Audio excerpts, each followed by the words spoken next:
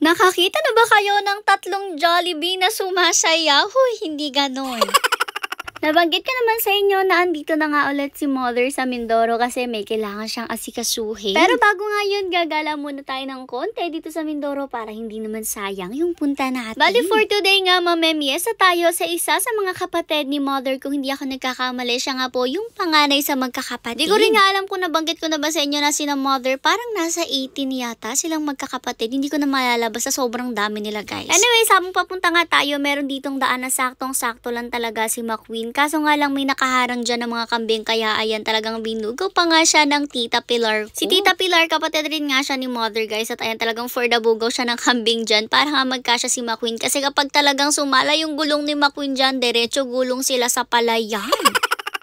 Alam nyo ba kapag dumadaan nga kami dito talagang halos hindi ako makahinga sa sobrang takot. Natatakot nga kasi ako na baka maya-maya mahulog talaga yung sasakyan namin dyan at magpagulong-gulong kami sa palayan na yan. Anyways, ang pupuntahan namin ngayon katabi nga lang din ng barangay kung saan nakatira ang family ni Ma'am Christine. Diba nabanggit ko naman na yan sa inyo sa previous video natin. Kaso nga lang nung dumaan si Mother dito, wala talagang tao. Naisipan nga kasi ni Mother na dumaan dito para nga daw maipaalam sa kanila na nandito na naman tayo sa Mindoro. Kaso nga lang talaga walang tao nung time na to, kahit anong tawag ni Mother wala daw lumalabas at sarado yung mga bahay. Kaya naman si Mother ayan umalis na lang rin nga ulit siya tapos dumiretso na rin nga tayo sa pupuntahan natin. Sunod na barangay na lang din naman yung ating pupuntahan na fiestahan kaya hindi na rin naman talaga kalayuan mula dito kay na Ma'am Christine. Hanggang sa ito na nga nagumpisa ng umingay ang mga video isa nga lang ibig sabihin nun andito na tayo sa fiestahan. Ay naku nung time na to mga gutuman na nga rin kami since medyo mahaba rin talaga yung biyahe at ready na talaga ang mga tummy namin na makifiesta. Bali for today nga kasama rin namin ang parents ni na Mother. Ito nga nasa harap si Tata at syempre kasama rin natin si Inay na nasa likod niya. Minsan na lang rin kasi talaga sila makapunta dito kay na Tito Ben. Bali ito nga si Tito Ben ang may pahanda ngayon since fiesta nga dito sa kanila. Dito na rin nga sila dumaan sa may kusina since mas okay rin talaga dumaan dito. At dito rin nga ang mga tito at tita nung time na to. O diba? Mamimit nyo na rin talaga ang family ni na Mother habang sinasama namin kayo dito sa trip natin sa Mindoro. Naghain na rin nga agad sila ng pagkain pag-uwi natin and wala rin nga pala guys masyadong bisita since hindi na rin nga daw sila masyadong nagyaya or nagkumbida ngayong taon. Nakaka-lurky si Mother guys kasi dito na talaga siya pumwesto sa base nga daw. Para nga daw kung kulang pa yung nakuha niya, madali na nga lang daw agad kumuha ulit kasi malapit na talaga siya sa kuhanan.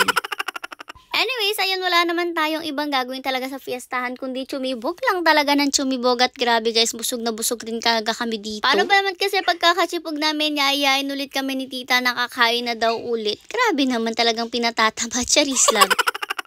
Syempre, bawal din ang eat and run after natin kumain. Tumambay pa rin nga tayo dito. Bale, ang mga girls nga na may mga junakis din dito tumambay sa pinaka-terrace nila. Tapos si Mother nga dito, pinuntahan na rin itong si Sky. Na-feature ko na rin nga siya sa vlog natin at ang kwento pala nitong si Sky, guys, nagkaroon nga daw siya ng parvovirus. Sobrang tindi na rin nga daw to the point na nagtain na rin nga daw siya ng dugot. Akala talaga nila mawawala na tong si Sky kaya nagsiiyakan na sila pero the next day bigla siyang gumaling. O, diba nakakatuwa naman si Sky, nilabanan talaga niya ang parvovirus. Anyway, sa mga lalaki, dito naman pumuesto, alam nyo naman basta piyestahan, hindi mawawala ang inuman ng mga lalaksot. At ang isa pa na hindi mawawala sa piyestahan, yung mga may magpe-perform here and there. At syempre, may mga banda or majorette. Bali dito nga, nagpo-perform dito yung mga majorette na yan, ang mga medyo bata pat nakakatuwa rin naman sila. Kasi imagine nyo, grabe katiktik yung araw nung time na to, pero tinitiis nila para makapag-perform sila. Kaya naman hindi rin talaga niliitan ni Mother yung bigay sa kanila. Medyo malaki rin talaga yung binigay natin sa kanila para worth it naman yung pagpapainit nila at in fairness talagang todo perform din naman sila kahit napakainit nung time na to. At ang galing-galing rin naman nila lalo na nga yung banda talagang mapapaindak ka sa tugtog nila. Nakilala rin nga pala nila tayo guys kaya naman after nila mag-perform nagkaroon pa talaga dito ng picturean sessions. Yes guys, nanonood daw sila ng mga vlogs natin. Nakakatuwa naman na kahit hanggang Mindoro nakakarating ang mga vlogs natin. Anyways guys, taga saan ba kayo? I-comment nyo nga below para makita natin kung saan ba nakakarating ang ating mga videos. Anyways, after nga natin mag-picture-picturean dyan, dito naman ulit tayo sa terrace at alam nyo ba, talagang nagkakantahan na nga dito habang tumatambay. Nung may kantahan na nga, dito na rin pumwesto ang mga tito natin na nag-GG-numers. At alam nyo naman, basta may kantahan at basta meron nagiinom, hindi mawawala ang sayawan. Kaya naman maya-maya pa ito, nag-umpisa na nga silang gumiling dyan at umindak-indak.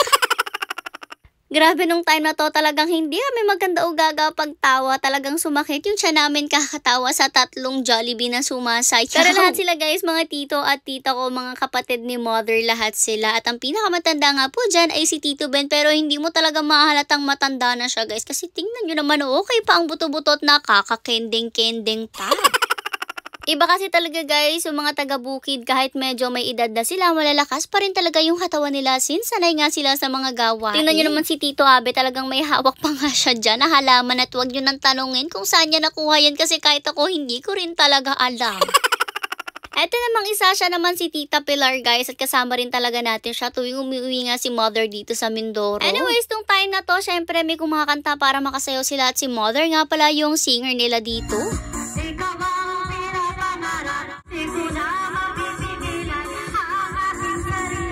O, diba? Ayos rin talaga ang singer. Hindi ko lang maipakinig sa inyo ng buo kasi nga baka makopyright na tayo.